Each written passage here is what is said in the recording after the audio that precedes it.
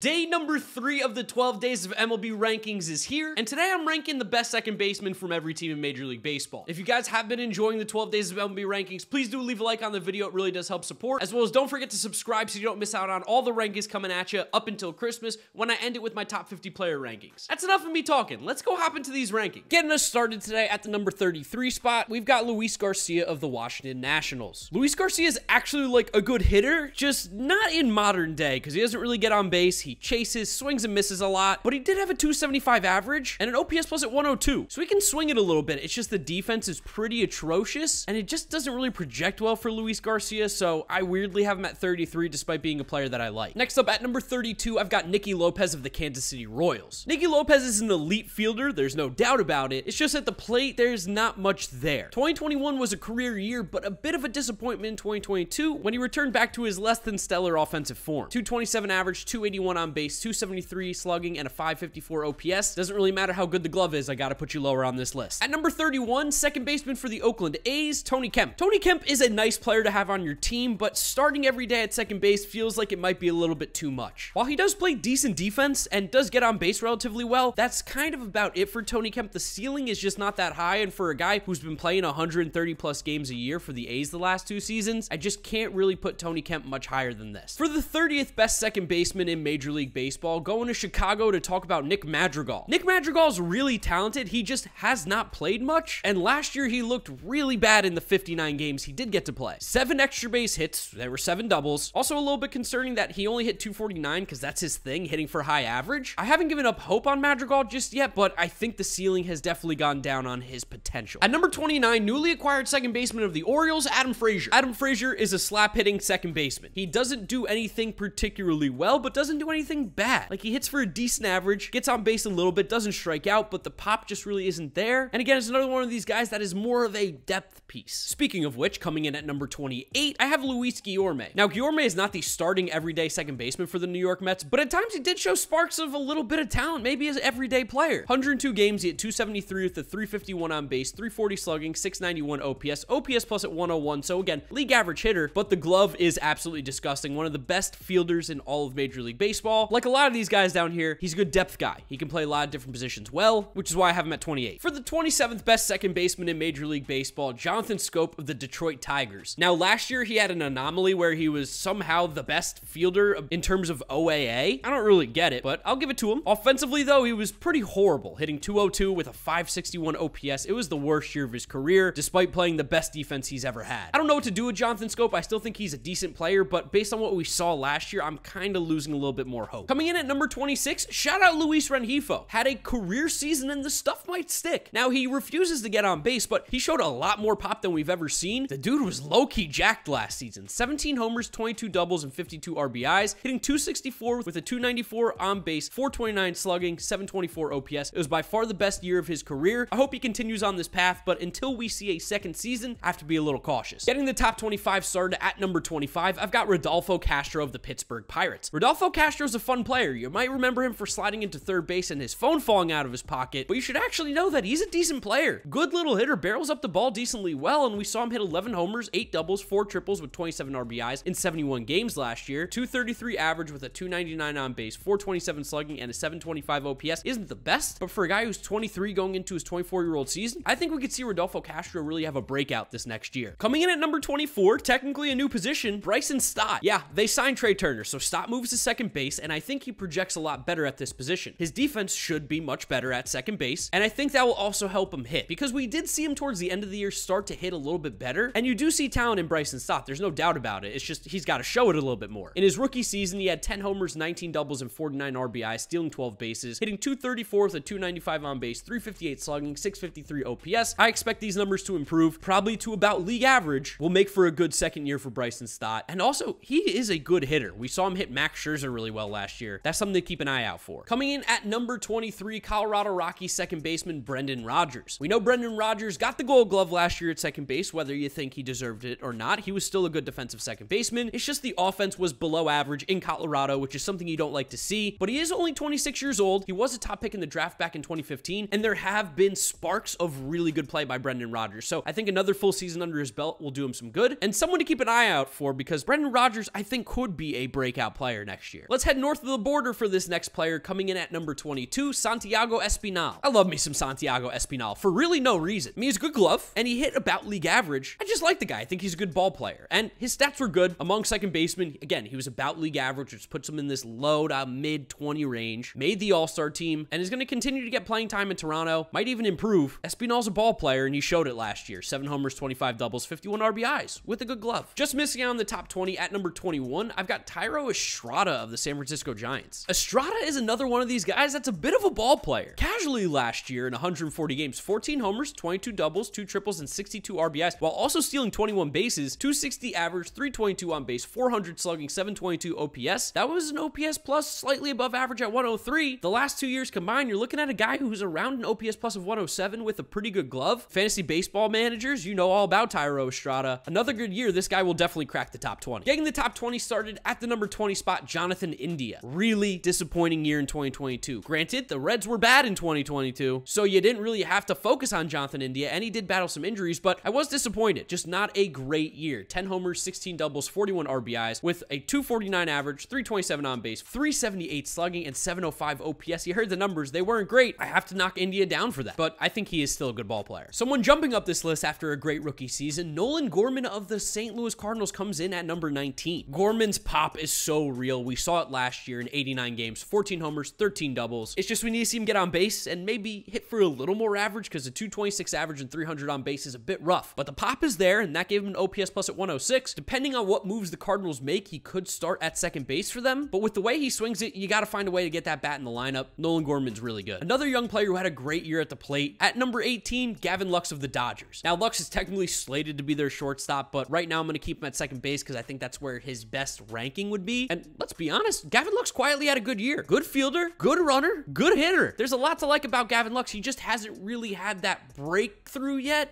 that makes you go, oh, this is that former top prospect. But still, 6 homers, 20 doubles, 7 triples with 42 RBIs last year, hitting 276 with the 346 on base, 399 slugging, 745 OPS. But when you're walking 10% of the time with a little bit of pop in that bat, those are all good signs for Gavin Lux and the Dodgers. For the 17th best second baseman in Major League Baseball, current free agent Jean Segura. Jean Segura is just so average, but it's great because you know exactly what you're getting. The dude is consistent. One of the most consistent players in baseball. He's always going to be right around league average or better with the bat, right around league average or better with the glove. He doesn't separate himself from the pack, which is kind of why I put him here. But Jean Segura is an all-around good player, and I got to imagine a lot of teams are going to just want him to fill some kind of spot on their roster. Next up at number 16, I've got Brendan Donovan of the St. Louis Cardinals. Now, Cardinals fans, relax. I know you might think that this is a little bit low for Brendan Donovan, but you do know that he doesn't barrel the ball well. There's probably going to be some regression. He's not going to be a 126 OPS plus player. That being said, he had a great rookie year. 5 homers, 21 doubles, 45 RBIs, hitting 281 with a 394 on base, 379 slugging, 773 OPS. One thing's for sure, the walk rate's probably going to stick. He is a good ball player. I think we're just going to see a little bit of regression, which is why I'm a little bit more cautious on him. He also was a bad fielding second baseman. Third base is really where he was better suited defensively, and utility-wise, he's one of the better guys you can have. Coming in at number 15, sneaky second baseman Ramon Urias. Now, just like Donovan, his glove is definitely better at third base. He won a Gold Glove, but he's kind of quietly been a really good player the last 2 years. Over the last 2 seasons, Urias is averaging about 12 to 15 home runs, right around 15 to 20 doubles, with a 260 average, 328 on base, 414 slugging, 741 OPS plus at 107. And like I said, that glove is really disgusting. It's really good. He's just like quietly a good player. He's just a little boring. Coming in at the number 14 spot, a bit of an aggressive rating, but I love what he did after he got traded. That's Whit Merrifield of the Toronto Blue Jays. I think Whit in Toronto, in a much better lineup than he was in Kansas City, in a much better ballpark, is going to be a better player than we've seen recently. The last few years have been a little bit rough overall at the plate, but in his sample with the Blue Jays, once he got traded, he did look really good. The WRC plus was at 119. He was hitting for a higher average. He was back to being the old Whit Merrifield. And I think being in that competitive environment on an actual good team where he doesn't have to carry the offense like he did in Kansas City, I think that would do a lot of good for his game. So maybe aggressive. Maybe it's because he's a Gamecock like me, but I'm going to put Whit Merrifield right now at number 14 in second base. At number 13, I got Ozzie Albies. You don't want to hear the truth, but let me tell you, Ozzie Albies is just not that good of a player. He's good. He's just not elite like others make it out. There are players way better than him, and I'm going to tell you the numbers, even though you're not going to listen. Over Ozzie Albies' career, he's just a little bit better than average at the plate with a 106 OPS plus. While he does put up the home run in double numbers, that's kind of it. For second baseman with 1,000 or more plate appearances since 2020, Ozzie Ozzy Albies ranks 16th in WRC Plus at 103. That's just not that good. Now, I do think he has a better glove than is given off sometimes. Like, I think he's a good fielder, but I think for some reason, I don't know why, he's become the most overrated player. Like, I think this is a really good spot. The 13th best second baseman is a good player, but because of the overrating, people are going to freak out that I put him this low in their heads, even though this is kind of where he belongs. Coming in slightly ahead of him, and this is going to bother you guys some more probably. At number 12, I think it's Gleyber Torres. I think Gleyber Torres at second base is just so much better than he was at shortstop. We saw it with the glove. The fielding numbers were way better, and we saw it with the bat too. He was able to relax more, and he went back to being a pretty good hitter, finishing with an OPS plus at 114 last year, which is a good chunk above average. 24 homers, 28 doubles, 76 RBIs, hitting 257 with a 310 on base, 451 slugging, 761 OPS. I'm not going to say Gleyber's back by any means, because those 18 and 19 numbers were crazy, but I think Gleyber Torres is a really good second baseman just outside the top 10. Talk about just missing the top 10. At number 11, Kolten Wong, now of the Seattle Mariners. Kolten Wong is just a straight up good player. Always had a great glove. We know that. One of the best defensive second basemen in the game, and he's actually been swinging the bat really well the last 2 years. Over the last 2 seasons, he's averaging 14 homers, 28 doubles, 3 triples, and 48 RBIs with 14 stolen bases, hitting 262 with a 337 on base, 439 slugging, 776 OPS. OPS plus at 114 with that great glove. He just gets a slight nod over a guy like Gleyber because the glove is better. But offensively, they've been relatively similar, and he's been way better than Ozzy Albies. Okay, I promise, it's the last time I yell about Ozzy Albies in this video. Getting the top 10 started at number 10, I've got DJ LeMahieu of the New York Yankees. I didn't know where to rank him, but it felt like second base was probably the best position, even though he plays everywhere now in the infield. Even though LeMahieu had a down year from those great seasons in 2020 and 19, still ended up with good stats. 12 homers, 18 doubles, 46 RBIs doesn't sound great, but the slash line was decent. 261 average, 357 on base is really good. 377 slugging, 734 OPS. You're probably starting to see the decline of DJ LeMahieu here. You've seen it the last 2 seasons. The power has kind of gone away. The average is not as good. Doesn't mean he's not a good player. I think he's still top 10, but the trend is definitely on a downward decline right now. Someone who I think is playing really well and deserves more credit, Jorge Polanco of the Twins. Had a massive season in 2021 where he had 33 homers and 35 doubles. Looked really good, and he still looked really good in 2022. 16 homers, 16 doubles, 56 RBIs, hitting 235 with a 346 on base, 405 slugging, 751 OPS, OPS plus at 117. So that's a guy who has an OPS plus over the last 2 seasons of 122. The power is probably more realistic as to what we saw last year instead of 21. Better glove at second base than shortstop. I like Jorge Polanco. He's just an all-around good player. Dropping down my list quite a bit here is going to be Brandon Lau of the Tampa Bay Rays. Now 2022 was a weird year because of the injuries. He only ended up playing 65 games. We know how great he was in 2021, but I do have to knock him down a little bit just because of what we saw last year and the fact that he is not one of the better defensive second basemen either. I want to see a little more out of Brandon Lau again, because 21, 39 homers, 31 doubles, pretty sick. Last year, 8 homers, 10 doubles, 25 RBIs with a 691 OPS. Not so sick, but I still think he's very good. Another guy who I wanted to drop down my list a little bit is going to be Ketel Marte. This kind of next chunk of guys are all very similar. When these guys play, they're all really good. It's just we got to get them to play a little bit more. Ketel Marte is the same. Now, granted, he did play 137 in 2022. The home run power wasn't there. Still an extra base hit machine. 240 average, 321 on base, 407 slugging, 727 OPS with an OPS plus at 106. I don't know if we'll ever get back to those highs that we saw where he was a 140 OPS plus and in the MVP conversation, but he's too good to not be this high on my rankings, especially when he's in his prime. I hope he has a fully healthy season in 23 because it could be a great one. Just missing out on the top 5, coming in at number 6. Again, I said similar guys. I'm gonna go with Jazz Chisholm. What we saw out of Jazz in 60 games is not necessarily replicable, but I think this is gonna be similar to the player that we see from Jazz. There are a lot of positive things to take from his game. The strikeout rate, while in a small sample, was lower, and he was walking more. A career high in walk rate, career low in strikeout rate. He was barreling up the ball really well. He was just all around a better player, got him an all-star game appearance. You do have to be worried about the back with Jazz, but in that 60-game stretch, 14 homers, 10 doubles, 45 RBIs, stealing 12 bases, playing great defense, 860 OPS. Call me crazy. Maybe I'm a hype beast, but I think Jazz is one of the better second basemen in the game. Just outside the top 5, though. In the top 5 started at the number 5 spot, Jake Cronenworth. Quietly just a good player. Played a little bit of first base last year. I think second base is truly his home, especially because you got to think the Padres are going to sign a real first baseman. Good year again. 17 homers, 30 doubles, 88 RBIs, hitting 239 with a 332 on base, 390 slugging, 722 OPS, OPS plus at 111. Over his 3-year career, 118 OPS plus. Good defensively. He just does everything really well, and the guy has just not missed many games. Reliability plus all-around good player puts him in the top 5 for me with Jake Cronenworth. Quite a jump up here. At number 4, I've got Andrés Giménez of the Cleveland Guardians. Andrés Giménez had a phenomenal year in 2022. The dude is just a baseball guy. He's scrappy. happy. He's fun. He's a good player. And the numbers finally popped for him in 22. 17 homers, 26 doubles, 3 triples, and 69 RBIs. Nice with 20 stolen bases, hitting 297 with a 371 on base, 466 slugging, 837 OPS. Here's why I don't have Andres Gimenez a little bit higher. He's going to regress mightily in 2023. At least he should. The chase rate was through the roof, and he doesn't particularly barrel the ball that well, but all things considered, Andres Gimenez is one of those guys who's probably just going to defy the analytic sabermetric exit velo numbers and just be a good player. And that's why I have him at number 4. He's one of the best second basemen in the game. Coming in as the 3rd best second baseman in Major League Baseball, I got my boy Jeff McNeil of the New York Mets. Jeff is back, baby. Let's go. He's had 1 bad season in 5. Otherwise, he's been elite at the plate. Since he came up, he has an OPS plus of 128, which is among the highest. He had the highest batting average in Major League Baseball last year, which I know batting average doesn't matter, but when you hit 326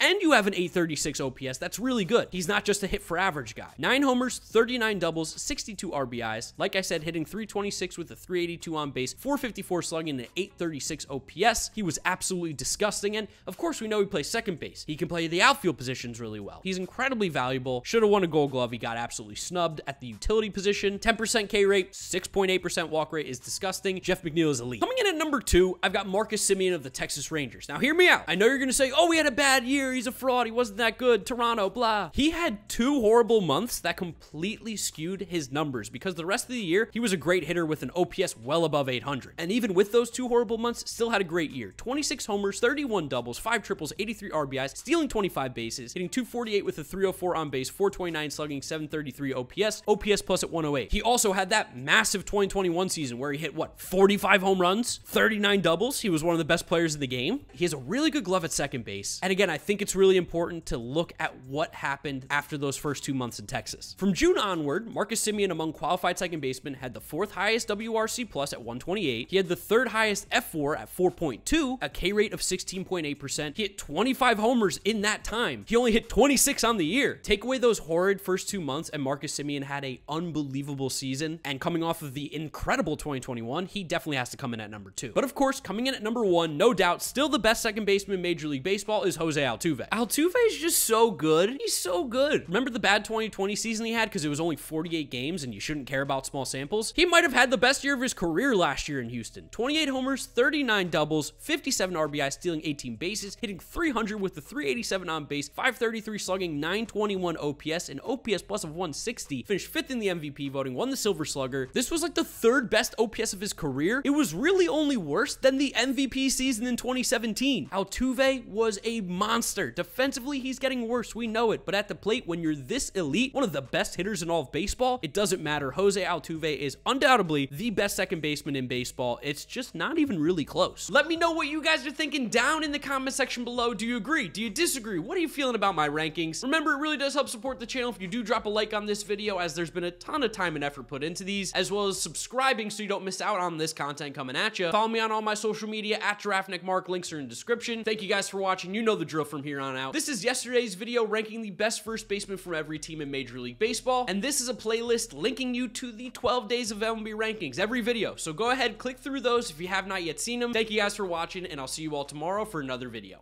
Bye.